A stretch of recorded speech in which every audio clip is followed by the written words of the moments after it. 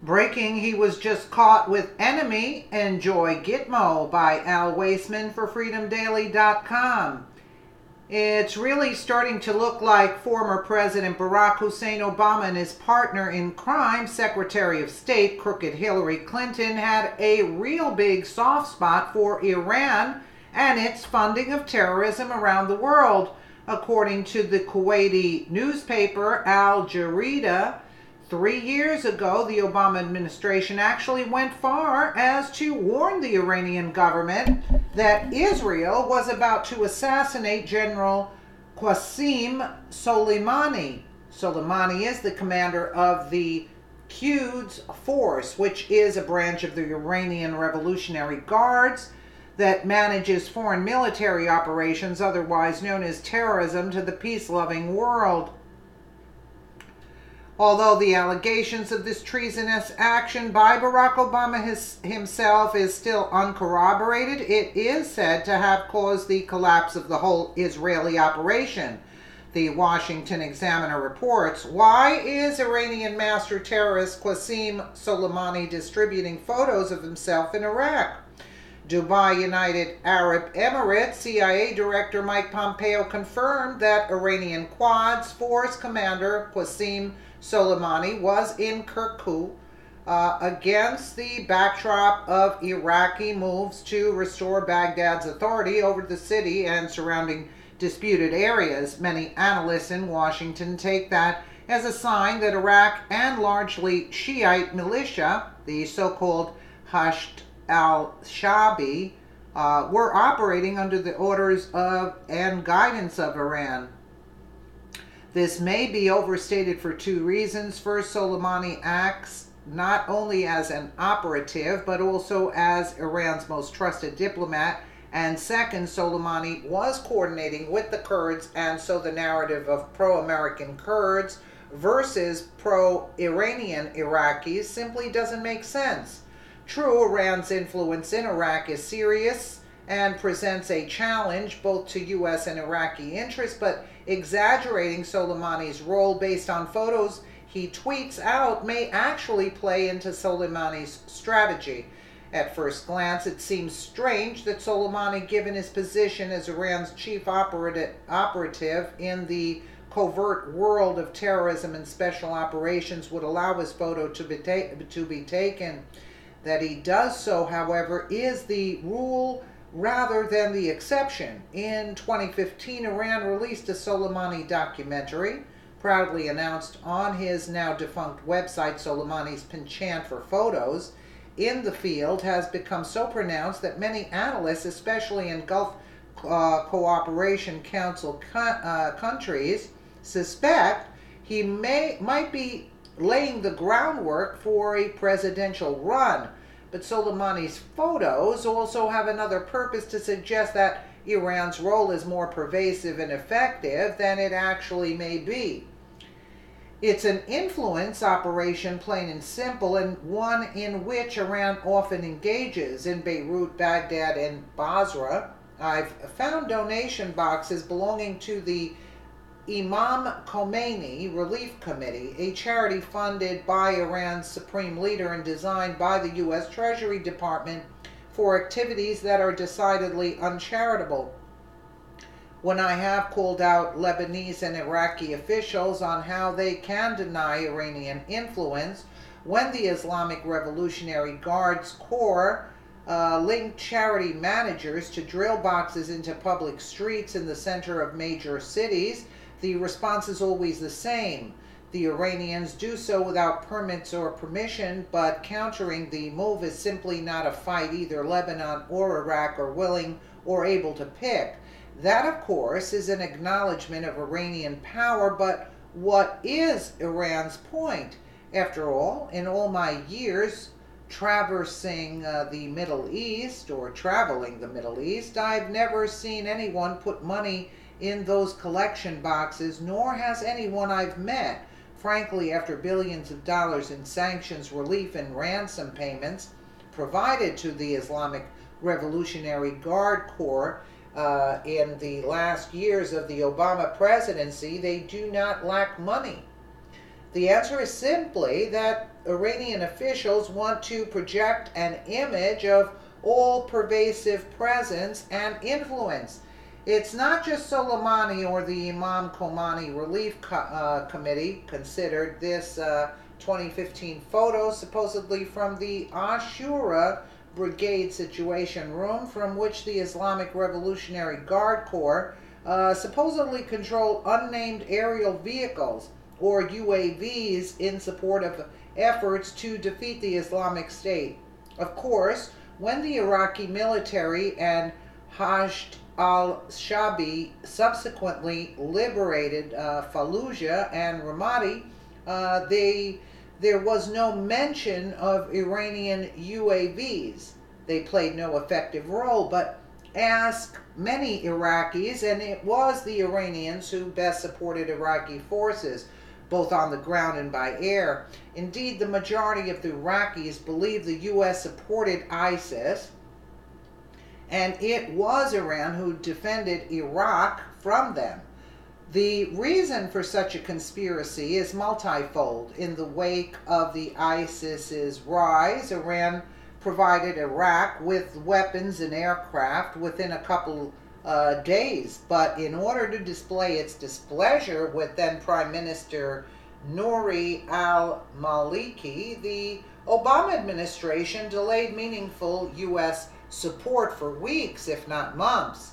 In effect, it was like a friend's house caught fire. One neighbor turned on his hose and helped dump buckets of water on the blaze, while the other stayed at home and watched Keeping Up with the Kardashians. Of course, the Obama administration subsequently did help, but air support does not provide the same photo ops that ground operations do. And even after U.S. Special Forces eventually returned to help on the ground, Supreme Leader Ali Khamenei and various Iranian outlets countered this simply by repeating the mantra that the U.S. sponsored ISIS. That may have been nonsense. After all, the Iranian-backed Bashar Assad regime in Syria did not once bomb the ISIS capital at Raqqa in its years of monopolizing Syrian airspace, but lies absent and effective response become conventional wisdom, especially when most Iraqis and Iranians rightly believe NATO member Turkey was culpable in ISIS's rise. So, back to the photos of Soleimani and Kirkuk. They are real, and that's a problem. But buying into the image of Soleimani, all-pervasive presence and influence in Iraq may actually be fulfilling the goals of Soleimani himself. Just because Soleimani takes a photo does not mean he is in direct control. It only means that he wants people to believe he is in direct control. That doesn't mean the U.S. shouldn't try to counter Soleimani snatching him when, in contravention to UN sanctions, he is outside Iran.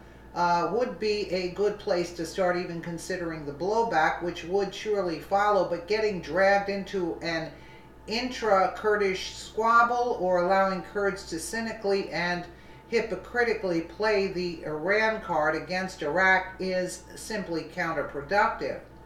I would simply ask him what he wants from us, said a senior U.S. military official in addition to the soldiers killed this year. The U.S. ambassador in Baghdad, James Jeffrey, said last summer that Iranian proxies accounted for roughly a quarter of U.S. combat casualties in Iraq, around 1,100 deaths and many thousands more injuries. Despite this, the U.S. has landed few public blows on Soleimani's close circle. There he is, where Obama is. Close circle, where was? Okay, in March of 2007, the British SAS captured a senior Hezbollah official, and Ali Musa Dakoud, who had allegedly planned an operation that killed 7 soldiers in Karbala. The same year, U.S. troops also captured 2 men in the Kurdish north who they believed were al-Quds leaders. Apart from that, the trophy cabinet remains bare, at least publicly. More troubling than the apparent dearth of tactical victories is how the rest of the year will play out.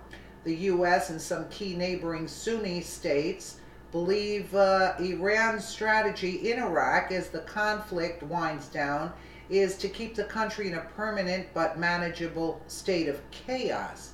They keep it on simmer and turn it up and down when they want to, said one Lebanese official in Beirut. The senior U.S. military spokesman in Iraq, Major General Jeffrey Buchanan, agreed their overall strategy has been to keep Iraq isolated from the rest of its neighbors and from the U.S. because that makes it likely that it will depend on Iran. They want Iraq to play a subordinate, weak role. Only Iraq's lawmakers can stop the master-client relationship from becoming entrenched here. It's a task the Kurdish legislator in the national parliament, Mahmoud Othman, fears may prove to be beyond his colleagues. Qasim Soleimani is the key man to every decision taken in Iraq, he said. It is a shame to have such a man playing such a role in this country. There should be a relationship between equals, like normal relations with normal states. If these changes are indeed true, then Barry Soetoro could even be tried in a court of law. He betrayed an unwavering ally in order to placate his own people in Iran. This is why you never elect a man who has an Islamic name to the office of President of the United States of America. Let this serve as a lesson to those who voted for him out of white guilt. When Obama decided it was a good idea to side with the terrorists instead of our allies, it fast became obvious who he really was, an enemy to the Western world. He is not a real American, and his loyalties never lied with the real Americans. He was always on the wrong side of the argument and on the wrong side of history. His presidency will always be a sore spot in American history, and rightly so. We as a nation have had to suffer bad presidencies before, but never had we had to suffer a president who clearly sided with the enemies over our own peace-loving allies. Please share if you agree Barack Obama needs to go to prison. Unreal. What we dealt with. He is not black. You see what I'm saying? And he plays like he was born in Hawaii and all of this stuff. No. His allegiance lies elsewhere. That's the truth. That's the truth. And he had a goal in his life, yeah. And the Saudis were the ones that paid for his education. They groomed him for the position of President of the United States. And I'm sure the Bushes are the ones that helped him along the way, because the Bushes are guiltier than Obama and guiltier than Hillary Clinton. They're the ones, the culprits of this. It's like, I don't know too much about it, but for me, the less I know, the better. It's at some points, because it's really very disturbing to see such things taking place in our country. Let me know what you guys think in the comments below, and again, thank you so much for watching.